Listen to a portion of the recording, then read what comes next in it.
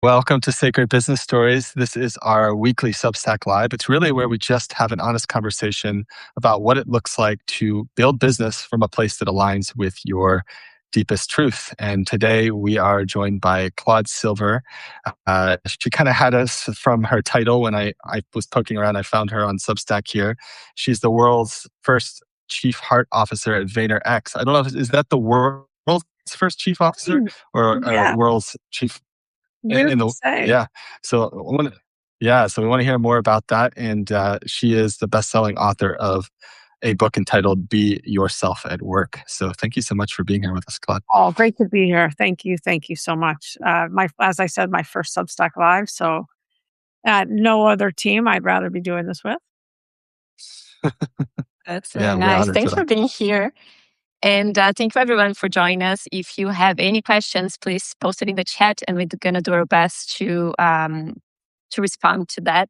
And Claude, yes, I would love to hear, I had a very cool title, and my title came from a client, and I'm Chief Energy Officer Love it. at Sacred Business Flow. And I was very excited. And then when I saw yours, I'm like, oh, I like that too. That's the second best, just Yeah, because I love mine a lot. exactly. Yeah. But I would love to hear the story behind your title and more of like what you do. Yeah, of course. I do. I think I have the greatest title in rock and roll. Maybe it's the second greatest, who knows? But I love it because it fits. It actually it's I never had to ask Gary, my boss, Gary Vaynerchuk, what it actually meant. It just seemed like it fit well. And just to go back in time a little bit, I've always been one of these kind of like unofficial mentors, players, coach. I love human behavior. I've been obsessed with it. And I probably because I needed to figure mine out. I had to figure out myself in my 20s because I had made some twists and turns that I just wasn't happy with. And so I really needed to really, really start to get into my own self-awareness through therapy and spirituality and all of that. And that's important to say because that grounds me every single day. And because I have that and I trust myself after all of these years, it's so much easier for me to create and hold space for other people because I don't have the urgency to step in. I don't have the need to figure out if I'm right or wrong. I'm just me, which is great. It takes a lot of the accountability or responsibility of thinking I have to change people, which of course we know we can't change anyone but ourselves. But um, I was always in kind of like captain positions in high school and college and sports, and then when 9/11 happened, I was living in San Francisco for many, many years. 9/11 happened and many of us were laid off. And my partner and I at the time decided to start an outdoor adventure company. We called it Girls Adventure Out. And let's see, I taught surfing and rock climbing and mountaineering and tennis and all kinds of things for 5 years, but mostly surfing. And so I was in the cold Pacific Ocean with that killer, I had a killer neck tan and a killer arm tan, hand tan, because I was in a 4-3 wetsuit, which is pretty thick. And I love that. I love being a cheerleader for someone. I love being in action with them on their journey. And all of this is really important because that's a huge part of what I do today. Um, Went back to work. I've always worked in the digital space. I mean, again, San Francisco.com boom of 97, I was there. And so I've always been in agencies, advertising agencies, creative agencies, and leading teams and doing client work and all of that stuff. And one thing led to another. And I'm going to just jump like almost 20 years, it feels like, um, 15 years, to where I was living in London and I was running digital strategy for Publicis London. And my best friend introduced me to Gary Vaynerchuk, my boss, and we had a 2-minute conversation. He was boarding a flight. I was pacing my kitchen in London, and then I came to New York to meet him. And it was just so obvious when we were talking. We were at this a coffee shop, literally on 70th and Lexington Avenue, if anyone's in the city. And it was like talking to my brother. It was like talking to this other part of me. And it's like we're two sides of the same coin in many, many ways. Obviously, Gary is louder. He's known to be louder, but he's actually one of the kindest, most authentic people I've ever met. And he hired me. And so I moved from London, came to New York, and I started at Vayner in May of 2014. The average age was 23, and I was almost double that. And so immediately I went into the natural parts of me, being that unofficial mentor, really helping to guide people, shape people, help people out of a sticky situation, all of those things. And while I was running a big account for Unilever, and then it just dawned on me as I was, living my day to day and wearing many, many different hats within Vayner and with Gary, that I was getting much more pleasure, growth, stimulation from being with the people rather than, telling you like, does this have to be purple, brown, or black? And what should the logo look like? I had done that and that had been a wonderful career, but it wasn't satisfying to me anymore. And so I said to Gary, thank you so much. This has been a great experience. You're the best. I love this place, but I don't want to work in advertising. And he said, okay, what do you want to do? And I said, I only care about the people here. I care about the heartbeat. And about 9 months later, we came back to Chief Heart Officer. And when we sat down and he said, that's it, you're going to be Chief Heart Officer, I said a couple things. One, I never wanted to do HR. So, and he said, well, you are going to learn HR. You're going to hire a great team around you, which I have. I renamed it People and Experience and have run that department for a long time in a common sense way. Then I said, what do we know? What are we building here? I've been with you for a while. What are we building? It's always good to know the vision so I can get behind the vision and promote it. And he said, we're building the single greatest human organization in the history of time. Cool. Sign me up. Aspirational, never going to be done, never going to be completed. And then, of course, I said, how do we know if I'm successful? And that's when he said, you will touch every single human being and infuse the agencies with empathy. So we were about 400 people then. We were global, but not as global as we are now. And we're about 2,200 now across the globe. And so that's how we got the title, Chief Heart Officer. As I said, it's one that I don't need to think too much about. I'm grateful for it. It's fun, but it's who I am. And I also think for anyone out there that has a heart to help genuinely, truly, and not only knows how to, but wants to create and hold space for other people and solve like complex people issues, strategies, you're a CHO. Thank you. Thank you so much for that. And I almost get emotional listening to the things that you're sharing because I've had a life that I was frustrated like throughout my whole career. And I thought like being happy doing work wasn't just for me. And then I quit corporate and then I started this business and, I have the title that I was sharing at the beginning. And it's just like really, really nice to see that there's people in corporate. Yeah. There's like fulfilled as much as I am doing this. And we help entrepreneurs and our business is helping people creating business from their heart. But the vision that we have and actually what I see when we don't talk to people, it's not the marketing that we do. It's not how we put ourselves out there. It's like, I just want people to be happy doing whatever they do and making money and having a fulfilled life. And it really like expands my heart having this conversation with you because entrepreneurship is not for everybody. You don't need to have a business to be happy, but you need to say yes to your heart and you had to say no for sales, for example, to then say yes and allow the universe to bring something. So like, what would you say for people like, maybe they don't want to open a business or maybe they do want to open a business, but like, how do they, your advice for people following their hearts and actually like having a freaking awesome career with a freaking awesome title and, helping others from their hearts? Yeah. Well, thank you so much for sharing where you are. And I totally get it. I totally know that feeling, which is why I made the pivot as well. Like I was not a happy camper doing what I was doing. Finally, I faced that fact. But most importantly, if we humans, if we can find something we love to do that aligns with our values or create something that aligns with who we are as a human. So we don't have to mask, we don't have to pretend. The imposter syndrome doesn't have to be there because it's your company, you're setting it up. That is what I think is really the key. And then bringing people in who are not identical to you, but that will complement those values and bring some curiosity to the table. So for example, maybe from another culture, maybe you both are passionate and want to embrace the world, and you just have so much vibrancy inside of you, and you want to create an app for health and wellness, something like that.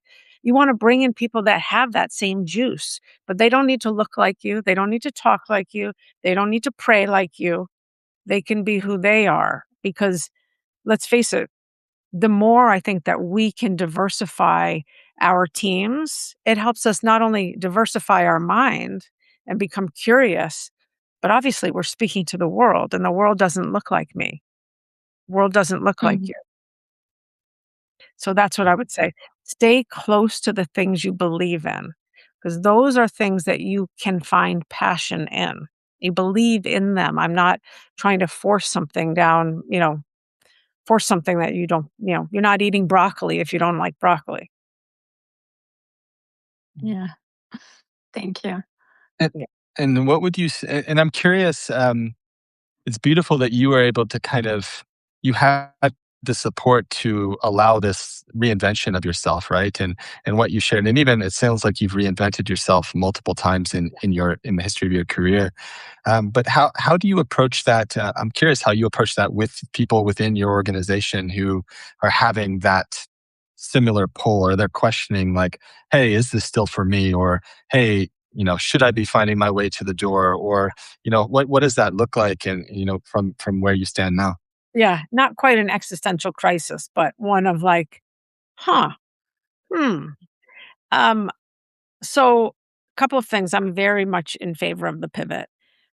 And if I back up, in order to help support someone do that, we want to make sure that we're putting them in positions of strength and setting them up for success.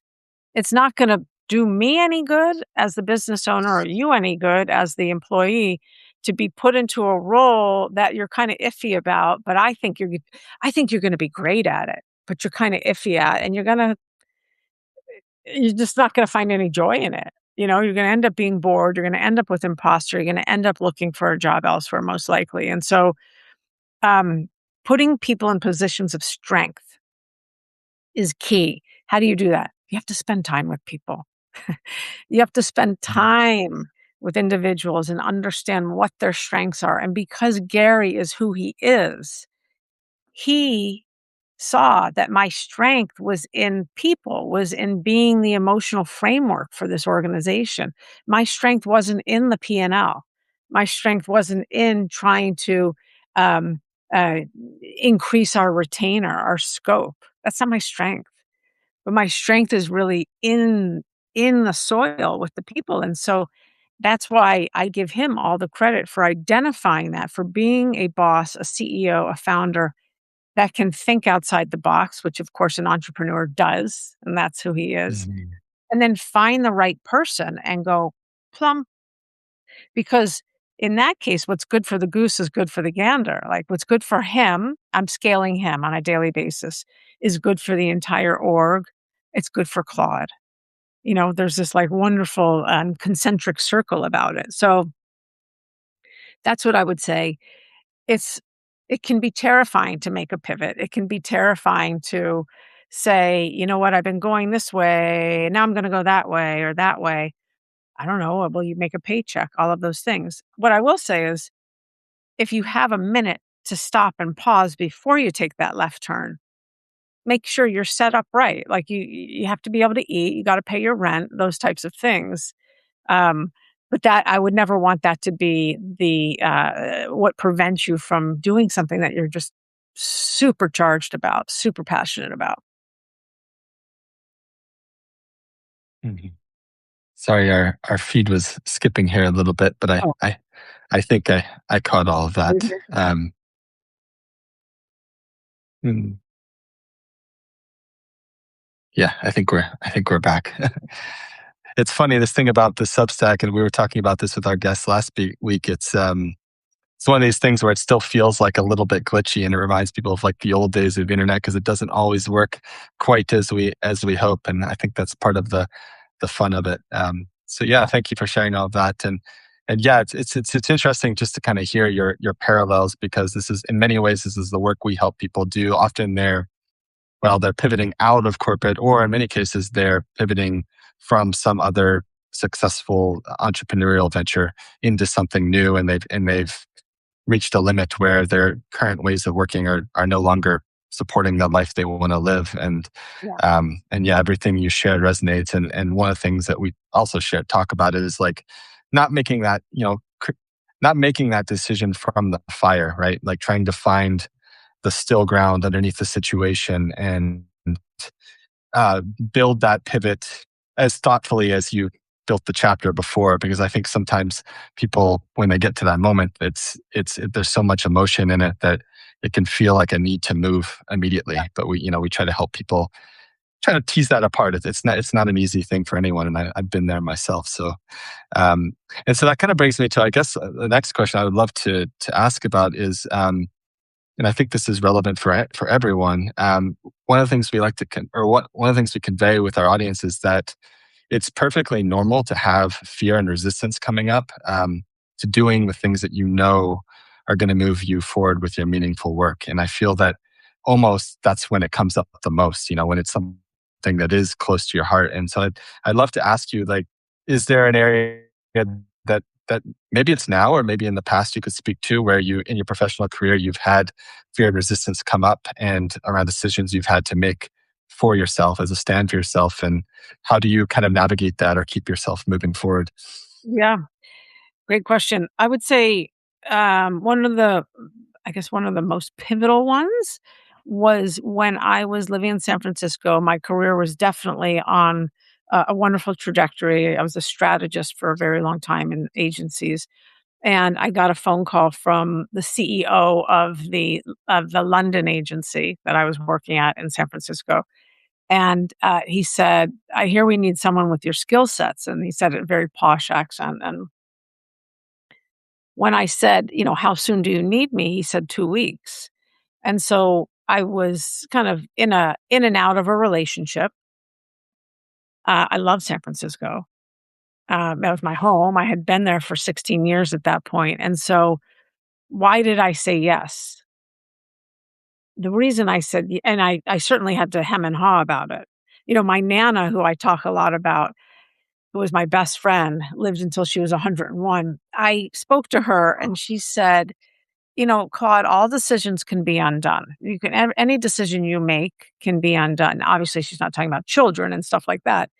And when she said that to me, it allowed me the space to be like, you know what?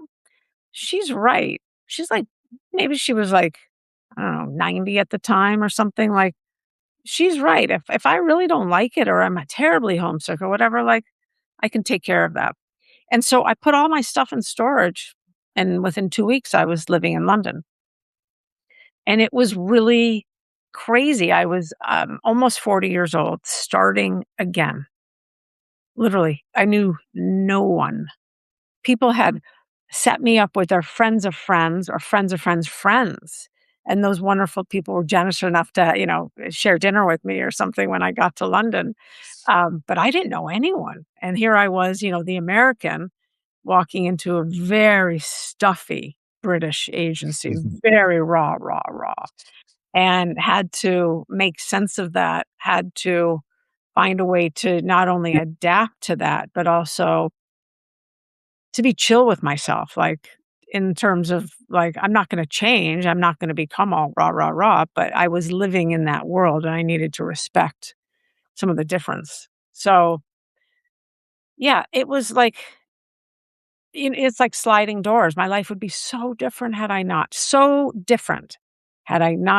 said yes to that opportunity, and I am so happy that I said yes, and just, "Yeah, sure, how soon do you need me? All right, let's do it." So There's I so much wisdom. Yeah, thank you. Yeah, what I was gonna Sorry, go say, ahead. yeah, obviously, there was a lot of a lot of resistance there because I was so comfortable. Had to sell my bike, sell the car. So, I mean, I had a life, but it was the best. Yeah, I love the advice, and it extends for everything, right? It's Yeah. like every except like kids, as you shared, but Yeah. it's almost like sometimes people like I feel that they want something, but because where they are is good enough, or sometimes like, oh, it's great. They think that like, oh, if I jump or if I take this next step, like then I lose everything. And I think, at least in my own experience, like every time that I jumped, I always knew like I moved from Brazil to Canada, I moved from Canada to Costa Rica. Then I'm back in Brazil right now, and I don't know where it's going to be next. But of course, I can't go back to exactly what it was before. But in many ways, it keeps getting better and better because I discover so much about myself that if I had just protected that container, I would never find out actually. Yeah. And it builds muscle, it builds resilience, it builds being okay with uncertainty and maybe having an expectation and having that go south or trying to not have expectations and just be open to whatever because you're grounded enough to know how to kind of shimmy and shake to make it work. And we're amazing humans. We are absolutely amazing. And when we allow ourselves to actually feel something that doesn't quite feel right, doesn't quite feel comfortable, it's like, whoa. I mean, I think that's how great art is made. I'm sure that's how the iPhone was made, out of a discomfort. I don't want to use this flip phone anymore. I want to be able to do everything on a phone, whatever. So we are amazing creatures. Yeah. Would you say that in your ability to like after this advice, then you moved to London, then you got an invitation, you went to New York, and then you said no for sales, right? And I also think that there is a level of courage of saying no for something that's like, oh, doing well, but it's almost like, as you said, like a muscle that you kept exercising. That maybe like if you relate to that, like your sense of trust begins to be like in you that more than in the career or the location? Like how do you relate to that? Well, I knew that it sounds very exaggerated, but it just felt like my soul was dying. Like I felt Mhm, so mhm. bad. I just felt like I was not me. I didn't have the light. And anyway, I felt like I needed to make a change. And I also knew that I work for and with a very important person. And I was going to have to go to him and figure this out. And so I actually worked with a coach. I hired a coach to help me really figure out what what not only what I was passionate about, could I make a career out of that, right? Mhm. And lo and behold, he offered me the career, you know? I still would have stopped doing what I was doing because I didn't wanna do sales anymore and that kind of work. I probably would have opened up my own consultancy or my own coaching company, but to be able to do what I do within the walls of a place that I absolutely love, I treasure, I support, it's my home, is that much sweeter. But yeah, I had to seek out some help because I knew that I would continue the pattern if I didn't have someone on the outside kinda coaching me to be like, "No, no, no, no, no. You're trying to go for that sexy job title again. No, no, no, no, no." Yeah, that's it's interesting in a very different context, but that's been my experience as well. Where fortunately I had, for example, well, let's see, two. This is my this is my fourth entrepreneurial venture, I would say. And two entrepreneurial ventures ago, I found myself in a very similar situation to what you kind of described. In many ways, I was a victim of my own success. I created what I like to call an accidental business. I think I hit just perfect with kind of the rise of Facebook. And I had kind of found this niche where nobody was using Facebook advertising. This was probably around 2016, 2017, were using advertising to reach kind of like a 65 plus audience. And it very quickly became something. And I remember sitting at my desk and I had this conversation with myself, which was like, hey, this is really fascinating because I actually had exceeded all of my, well, probably at that point, all limitations of my belief around what I could do financially. But I was like, if I'm going to keep going down this path, I'm going to kind of have to put my big boy pants on and I'm going to have to grow a team. And at that time, it's interesting because now I'm coming around and it's almost feeling like a new challenge that I want to take on. But that time, the answer was a clear no. I was like, I like this kind of like freeness of just small and operating and I had to I made the hard decision to kind of shut it down and trust myself that I could do it again. And it was incredibly scary to walk away from, but it's really interesting as I that's why I really resonate with what you shared is I've since done that again, and each time it feels that that muscle is getting stronger, and my ability to kind of tune in and guide the ship in the direction it is aligned with my heart gets stronger. And interestingly, the more I feel that I can strengthen that muscle, it seems that more I'm actually amplifying the impact as well, which is interesting. I never actually really thought of that until this moment, but it's just an interesting thing to notice. Yeah. So yeah, I feel like that's very much related to something with this idea of operating from the heart. So Love yeah, it. thank you for everything you've shared there. Yeah, Love it. yeah. Another thing I'd love to ask about is your approach to connection. So especially online, um, I find that this is like one of the areas that people struggle with the most is like how to make meaningful, authentic connections, sharing a message, sharing something that again is like really close to their heart. And yeah, if there's what advice would you give to someone who is trying to share what they have to offer more consistently and Yeah. maybe struggling to do that? I guess I would probably speak to the two parties. So there's the me, and then there's the you I'm speaking to, and you're in Sao Paulo, Brazil, kind of having the same experience I'm having in New Jersey, which is okay, we are working on we're looking at each other on virtual, and the video might be in and out, and we're really trying to create this sense of intimacy and connection and a bond through the screen where you have no idea how tall I am and I have no idea how tall you are. And so we're doing the very best we can. And so I think I'm going to come at it from both portions because we both have a job to do. So you as the host of this, the two of you as the host of this, you want to make sure that I am feeling like I belong here, like you're creating a safe space for me to share and answer and respond to the questions. And we have an audience here and we want to make sure that they're, we can offer some value to them. And here I am over here making sure like I want to make sure that you all feel connected with me and that the audience feels connected with me.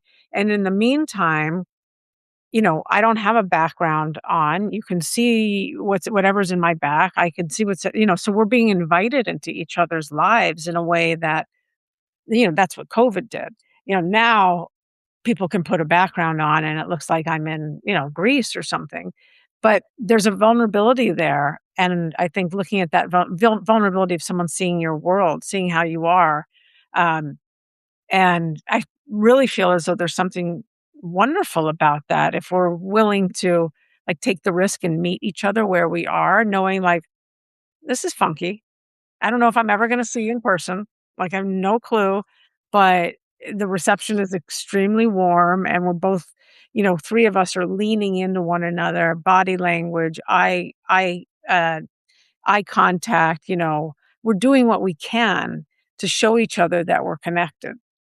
And that is what I would say, if you can do nothing else, try to find some kind of, just this connection with each other across the screen. And that takes two to tango though. It takes both of us and one of us like I said, at work, someone's going to be the leader and someone's going to be the client, or someone's going to be the leader and someone's going to be having to manage up to that person. And there's all those dynamics too. So, which I don't usually think about, but I know it's important to think about because this is a challenge that everyone has. What happens if I was introverted? I mean, I am introverted, funny enough, but not when I I'm am a too. situational I'm a situational extrovert. So of course I'm talkative, but you know, this could be a lot harder if one of us was quiet, you know? And so Yeah. we're all showing up together because we want to make this the most fruitful experience that we can on screen in completely different geographies. We're doing our part to connect with each other. Mm. Yeah, I think you described beautifully presence. Right, like we are here and we feel into each other and we are having this conversation. And I would love to hear from you because I listened to your talk and you talk about connection and then asking for people to bring their poetry Yeah. and like that start. And I just found fascinating because sometimes like I think connection is again, it's connected to the heart. So something that it's meaningful for me, that's meaningful for you. And then I ask questions about, like this is like the true connection that is built, not because I'm trying to understand anything. We're just trying to feel each other. So can you share more? And then I'm just thinking about like creating that experience as well, like online. But could you just share that story so people here can listen to that too? Yeah. What's so funny is like you were just talking about the flow and the company's called Sacred Business Flow. Like the energy flow, the commitment and appreciation we have for one another showing up here as the best we can. So when I had that, when I was running the very large account before I was chief heart officer, I had about 60 people on the team, and every other Wednesday, I think we would meet as a group, and we'd get some cupcakes and some bubbly water or whatever. And I didn't want to do show and tell. I didn't want everyone to show their work. I just thought like, well, that's a yawn. No one really wants to. So I said, let's just start bringing in poetry or songs or song lyrics. And really, I think we all created like this liberal arts college, like this liberal arts curriculum, just organically of just like being who we are rather than, well, this campaign got this KPI and this ba ba ba and ba ba ba. Like anyone can do that, but I just want to connect with people. I want to connect with people where they are. And I would like people to try and connect with me where I am, because then we both have skin in the game. We all have skin in the game rather than me just like, come on, heart, come on, reach over there, reach over there, reach over there. And the person could be like, I didn't get a lot of sleep last night. I'm really not, I'm not in it. So anyway, there's we human beings, we all love stories, poetry. I think song lyrics are stories. We all love, I happen to have a lot of people in the world of improv on that team. So there were some improv skits, like people just doing what they would normally do had they not maybe been in an office setting. And that is, what I'm going for every single day. I understand that we all do have somewhat of a work self. Even me, I have somewhat of a work self, but that doesn't prohibit me from bringing my real self to work also. I just might not show it all the time. I might not just be like singing out loud all the time, but the people that really know me and I'm comfortable with, they know like Claude's got a song in her head 24/7. Like, what are you thinking? What are you singing right now? So finding things, finding things that are going to help each other, um, I think relax into a place where we can connect. Hmm. That's beautiful. It almost feels to me that you are constantly helping people to drop their masks, right? Like just Yes. drop the mask, be who you are and show up, the way you are. And, you're gonna do the productivity stuff, and you're gonna perform in a nice way because you need to give results, but you don't need to. Productivity not necessarily is attached to a mask, right? You can That's be right. productive being yourself. That's absolutely right. I mean, unless you are an actor on Broadway, or, there's no mask. You don't, but of course Yeah. people mask because there's a lot of shame in this world. There's a lot of embarrassment. There's a lot of Mhm. poking at people that we do, unfortunately. And so people feel like they need to protect themselves. And the companies I want to be at, the places I want to play are where, yeah, sure, we're not always at our best, but our intent is good. We're good hearted people. I also am not, I'm not 100% every single day, but we have to allow for that. Mhm. Mhm. Yeah. I love everything you're sharing. It connects to me what you were. It's interesting because one thing I wanted to say. It's one of the reasons I love this Substack live format so much. Is a kind of like you. I said I'm a situational introvert as well, and when I first started doing these, it made me so uncomfortable. And if I'm honest, it still makes me a little bit uncomfortable. And I can't always find my words. I'm not the most like eloquent speaker, but what I do love is, and I have this curiosity to show up and have these conversations and meet new people and learn about how they see the world. And then I also feel that this, for all of us, not just us here, but us as a larger society, this is more of what we need, which is this is real. Like you said, like the internet going in and out, like there's no room for error here. Like if I say something really dumb, which sometimes I do, like it's gonna be right here on the video. And but I think this is what people are yearning for, right? Because everything is becoming so polished and synthetic. And so for we had that conversation and when we were, do we want to do this like more like formal podcast style and like with all the editing and everything? And in a way that used to be like a sign of success if you had the budget to do all those things. But now I almost feel like, yeah, people just want to know that there's a real human being on the other side of the line. And so I really like, yeah, I felt like the way you described the experience we were having here together was probably the most eloquent way I've heard someone describe the experience of doing a Substack live. Nice. Yeah. I love it. Yeah. Totally unscripted. And it's funny, I was before the call, I was like, should I put my hair down? Should I put on like a nicer shirt? All of that stuff. And I was like, you know what? This is just who I am today. My hair's up, it's warm out, and I'm gonna wear this t-shirt, you know? And I'm still the same Claude had I put on a different shirt and my hair was down and maybe I had earrings in. Same girl. It's the same me. Yeah. I felt like, well, whatever, we'll figure it out, you know? Just show up There's as you are. there's, there's a lot of, technology, I think, has allowed us to get things, faster than we can even think of them. And in many cases, we're watching and looking at very polished photos or Photoshop photos or videos or this and that, on social, and it can really do a number on someone. The way to look professional is to show up like this. Yes, ma'am. No, ma'am. Yes, ma'am. No, with a collared shirt on and all of that. And I think, I don't know, I'm kinda, like, over that. It's not Mm. it's not it's not fascinating to me to see the polished person. I'd much rather see who you all are in São Paulo, Brazil, and being like, "Cool, I don't know, you get fuzzy here and there, but, like, I know you're still there." Yeah. Yeah, and It's I fascinating also feel. because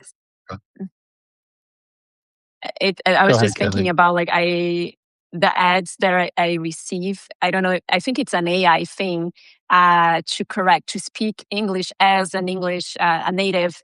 And then I'm like, and sometimes like I get myself like, should I do that? Because my English is not perfect. I make a lot of mistakes. Like my accent is weird, and then feels like stop, like like. And I know like deep inside that like it doesn't make any sense. But I'm constantly receiving ads, and I don't know if they hear my Substack lives, and then they're like, this one is a good client, Oh, but totally. I'm constantly being bombarded of like, hey, maybe you should improve your English, maybe you should do this, maybe you should. And I'm like, that's crazy. And if you don't pause to assess, like, does it make any Yeah. sense? You ended up going on a line that it's just it's a recipe for failure, because then I'm not American, I'm not Canadian, and my English, it is what it is. Yeah. And I think what I want to say about that also is there's nothing wrong with that. That's freaking awesome. Yeah. Like the ads I get are for women over 50 about my skin, and lines and stuff. And it's like, yes. And isn't that okay? Like, is there something wrong? These ads are giving us products to like, maybe they're going to make us feel better, but is there anything wrong with, there's nothing wrong with your accent is awesome. I know clearly you're from a different country. That's fascinating to me. Like, I love that. I love that none of us look the same on the screen, you know? But it is true. We get fed a lot of these things to make us, I think, make us feel a deficiency in some way, shape, or form. And then here's the magic potion. And I don't know, do you need that magic potion? No, it's a I funny decided that story I about don't need to improve my accent. So funny story about that. When we were first starting this business and we were still learning about working together, my background is more formally in like marketing and copy and all those sorts of things. And Carolina's been doing more of the work on the energetic, emotional side. And so at the beginning, I was kind of coaching her a little bit on like, okay, how do we get this message across by email? And so I would be like kind of reviewing emails before they would go out. And that was like one of the first decisions I made. I was like, should I be editing this? Like, this isn't quite right on the English. I was like, no, we got to leave that. Cause that's the thing with all the AI now too. It's like, that's her, it's almost charming in a way. It's like, it's her Yeah, personality. It's how she speaks. And if we make it not a match, then why would we do that? And it's also like, the way I feel about doing these lives, if someone comes on here and watches us and they think I'm goofy or like this doesn't make any sense, then it's probably not a good fit for us to be working together anyway. And that's so right. it's kind of saving all of us. It's kind of saving all of us the mess of trying to figure that out. It makes it Yeah, really easy. that's totally right. There is no perfection. There's Mm, no perfection, and that's something I think is really important to share with the younger generations, that there is no perfection. Be who you are. Like, be who you are. When sometimes people are like, "I wanna be just like you, Claude." I'm like, "No, no, no, you don't. Be you. Be you. Don't be me. I'm already mm, me, and we need you to share your thoughts, your curiosity, all of your stuff." Yeah, it's wild. Well, I'm thinking a lot lately about, I think probably because I have the young kids, thinking a lot about the world in which they will inherit, and once they are old enough to get a phone, what that will be like. That's mm. like, yeah, I mean, I don't need to future trip that much. They're 7 and 5, so I've got some time. yeah, but I was just on a side note, like I have a 10-year-old, and she's the only girl in her classroom that does not have a phone, and she feels that she's left out, and she thinks I'm the bad mom in a way because everybody does that and everybody did it. And I'm like, well, you are not everybody. I'm not everybody, and I'm sorry that you're not happy right now, but I believe that I'm doing this from my heart, and I believe it's for your future. So you're not having a phone, and just live with the frustration. There But you go. it's crazy how, like, yeah, it's just crazy. Yeah, totally. Man, cool. Well, I know we're kind of coming up on time, and I want to be respectful of that. But I also wanted to leave a little bit of space just to share. Like, I know you're here on Substack. How long have you been to Substack? Are you relatively new to the platform? Yeah, I'm new to the platform. I was doing an email newsletter, and I just felt like I was trying too hard and it didn't feel like me, because I was trying to make sure like there was a kind of like a regular format to it. And I was like, I just like creative writing much more. And so I've just been, every now and then I'll put something up. Maybe I'll put a picture up or an image. Mostly it's around like, I would say, emotional literacy, emotional fluency, the heart, leadership, ways in which I think that we can find more humility and thus find more connection with one another.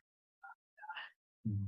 Beautiful. Yeah, and we'll make sure that when we share the recap, we'll make sure your links to your Substack are there. So if anyone has found any of this conversation interesting, they can check you out there. I know you have a book as well. I don't know if you'd like to share a little bit. It's Yeah. Be Yourself at Work. I think it's the picture that's Yeah. maybe right behind you in your Yeah. background there. But yeah, if anyone's been curious about this conversation and might want to learn more, maybe you could share a little bit about that or anything else that might be interesting for people to check out. Yeah, the book was like I really wanted to challenge myself and like when as an adult with children, with a whole life, do you make time to do something from beginning, middle to end? Like it's very rare, right? Very rare. And so it was a Mm, great challenge. I really like how it turned out. The book is really based around it starts out with you, like who you are. You are in charge of yourself. You are the CEO of you. And then let's understand that. Let's get into that. And then it's you now understanding, having more self-awareness and understanding your imposter syndrome, bringing that to a team, solving problems, those types of things, like talking about the uncomfortable, elephant in the room and being okay with that. And then bringing that to a culture and leading the culture. It's super easy read and or listen to, and there's a lot of like really easy tips and tricks to it. So if anyone's interested, you can go find it on my website, claudesilver.com, or hit me up on email. It's just claudesilver@vaynermedia.com. And, I love or LinkedIn. I'm big on LinkedIn. So that's it. It's been fun. The book's been out since October. beautiful. Yeah, that's on our list of things to get done from beginning, middle to end. Uh, we thought it was going to be this year, but it's turned out that it needs a little bit more incubation. So it's an interesting process. It's interesting. I've had many clients that have gone through the process, but it's a first for me. And it's so interesting to see how my own stuff is coming up as I want to get that message out in the way that feels it deserves. So yeah, I've been really appreciating, enjoying speaking to a lot of other authors and hearing about their creative process and all of what goes into that. I know it's a big thing. It's a Yeah. lot. I can't believe that there are people that do this for a living. I really can't. I'm like, Yeah. yeah. Well, thank you. Thank you guys so much for having Yeah. me. Obrigada. Obrigado. Um, Yeah. awesome. This is my first Yeah. Substack Live, and I think we hit it out of the park. Yeah. Thank you so Yes. much. We really appreciate your time and sharing all of your wisdom. And yeah, we'll definitely, like I said before, we'll once we get the recap together, we'll share that with you and make sure everybody can find you here on Substack. So thank you Amazing. again so much. We've helped. Thank you. It's my Thank you friend. for being here and for doing the work that you do. Thank you, everyone. Yeah. Bye. Thank you. Bye.